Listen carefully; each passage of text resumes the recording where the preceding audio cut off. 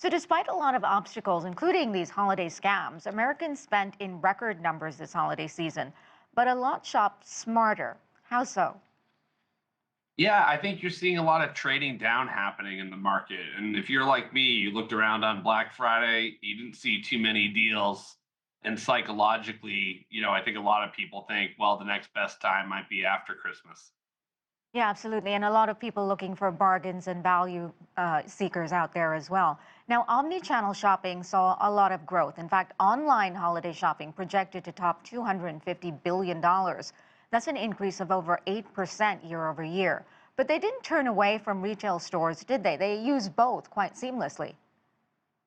Yeah, I think a lot of the trading down in, the traditional retail really took place over COVID. And then subsequently, we've seen that kind of stabilize since then.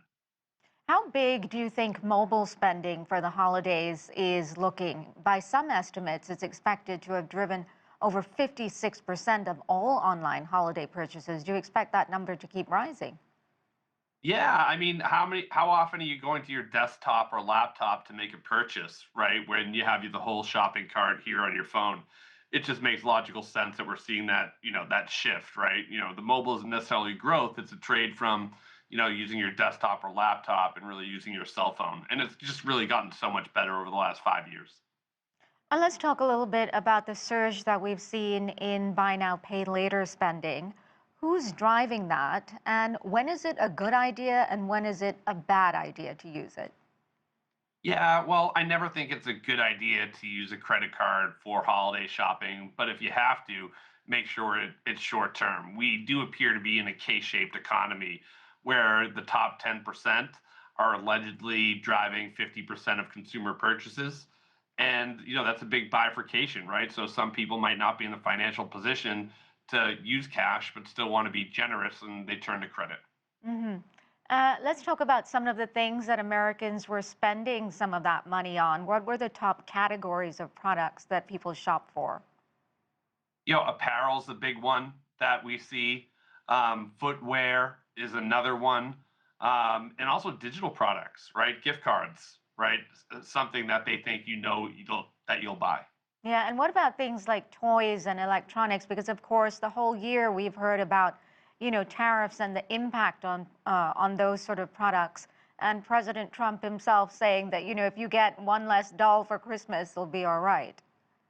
Yeah, I mean, as it came to my personal shopping, I mean, I had a harder time finding toys for nieces and nephews and opted for other stuff.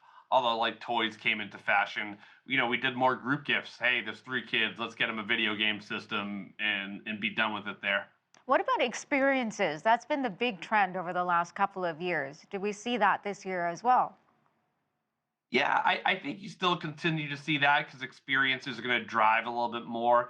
Some of the holiday shopping stuff really doesn't come through the market for 45 to 60 days after, right? Like someone might gift someone a holiday trip or something, but don't make the purchase until after the end of the quarter, right?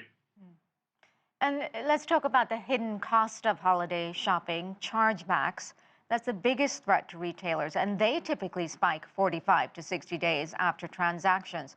Why are there so many? What's the thought there? What's going on? Yeah.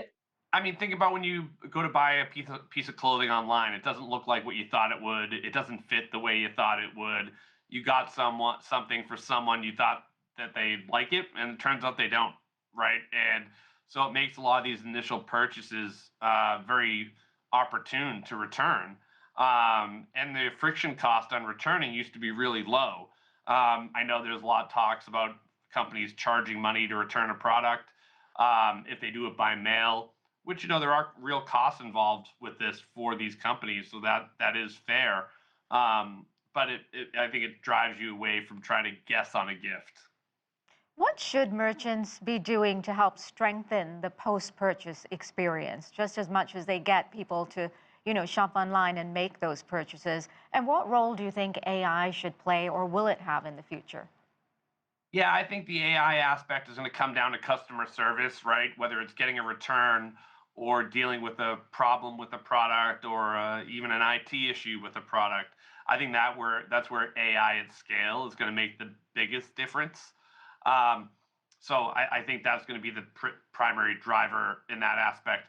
And as far as shoring up risk, from a bottom line perspective, it might help in the short term to charge these fees, but the customers will be less likely to shop there, knowing that they might be subject to these fees.